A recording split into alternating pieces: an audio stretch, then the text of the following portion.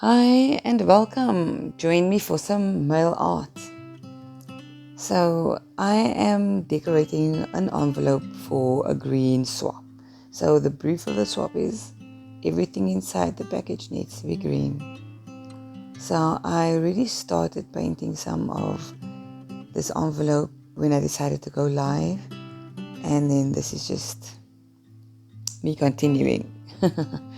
So I'm painting it green with some poster paint or some kiddies paint, and I'm adding some red and some blue and some yellow periodically just to change the green up a little bit to create some texture. Also, the flicking of the brush method I'm using is also to create texture, so because I don't really want a flat surface at all.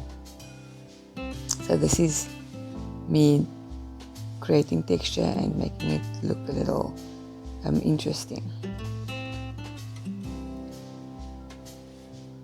Yeah, that's about it. Then I decided to do the same thing on the other side. As you can see, I've already started and I stopped because I didn't like that green. So now that the poster paint is done, I added some other acrylics. This is a little bit more of a limey green, and then I also added some teal, also for some interest.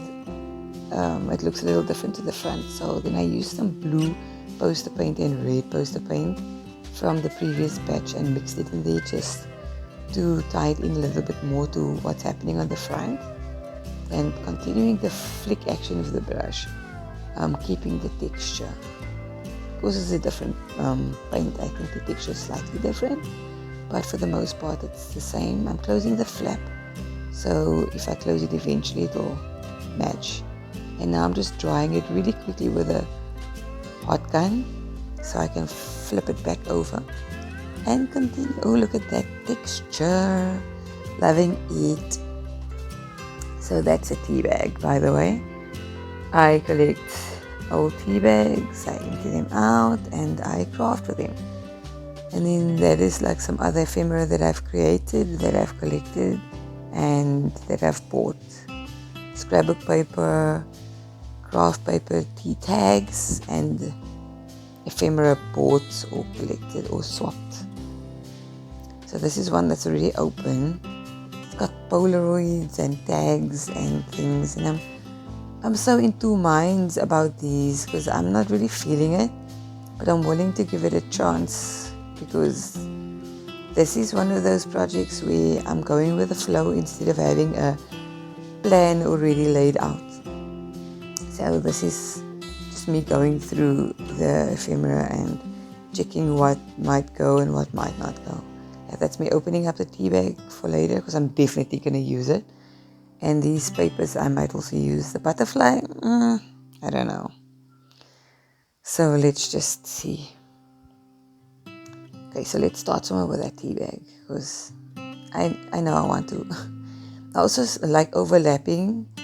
Sometimes when I do this tea bag or putting ephemera on, so that if I do fold the envelope, it wraps around and it continues on the other side. I put on way too much glue, by the way. That is also a piece of a doily that I cut previously. It's actually off cut. It's just white paper doily that I tea stained some time ago. I love tea staining and coffee staining some papers and stuff, but I have enough. I'm not doing that anymore. That's die cut heart. Seeing as I love hearts, we all know that. Then that is me just cleaning my brush on some scrap paper because I had some excess green paint on it and it was very wet. I wanted to do a dry wash, a little bit of a wash over the stack, which is also slightly out of my comfort zone because I like keeping my stacks clean. But like I said, I want to try new stuff. I then decided to paint the heart red and then instantly regretted it. And then thinking, let's just go with it. So now I'm trying to create a dirty green, like an olivey green. So that's what's happening on the side. That's me mixing green with ochre just to get it a little bit more murky. So that's a bit too clean for me still. And then there I get a murky wash. So halfway through painting this thing, I'm like, ew. What have I done?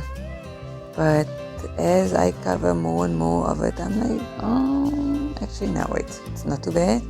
I can do this. I can work through it. This is actually not bad. You see, that's why I try new things. And that's why I push through when I don't like it. Anywho, then I saw me use that offcut that I made earlier. Some craft paper. And the die cut heart with the Africa continent on it, which I so love. I decided to look on this piece of paper for something that I like. I decided not to go with the green 30 pence, I mean seriously, 30 cents, whatever. And eventually decided to cut out some shape that I thought would look great behind that heart. So this is basically me just cutting it out quickly. So just give me a second, here we go. And lo and behold, it doesn't look nice at all. So now I'm playing around with some other elements, some other doily offcuts and craft paper and ephemera, and I realized no. Just leave it as it is. It's actually fine. I actually found a little bird that made me think of Lisa, and I thought that would be nice as an element, just like not attached to that stack. So yeah, I think just pasting that down should do the trick for now. But I also decided to add red to this heart as well, but just watered down instead of just bright red, because that would be such a mistake. So that's a muted red going onto that heart around the Africa continent, and I absolutely love it. I think it was the right choice, and I think it looked gorgeous together with the other stuff. So in essence, yeah, let's have a look at everything. Yeah, cool. I have no idea what the sign language they meant, but I love the texture on that whole thing. And now with the two hearts on the page, I'm not too phased. That's it. Mine made up. That's what I'm doing. So now I'm putting down that wonderful glue that I love so much. If I haven't raved enough about it before, I love that glue. I used to do double-sided tape all the time, but I found out it does not stand up to time. Once you go back to a project after months, you find out that the double-sided tape is actually just plastic that went loose. So we can't have that. I also used to use bostick since I studied years ago, decades ago. And that was just so messy all the time. It was a good glue, but it was messy.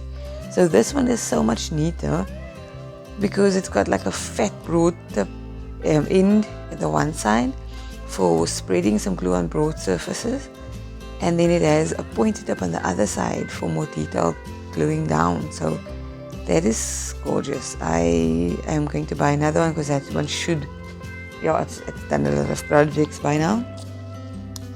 So this is just me finally deciding on the address part. So that's where this craft paper and teal hexagon comes in. I'm going to write the address on there.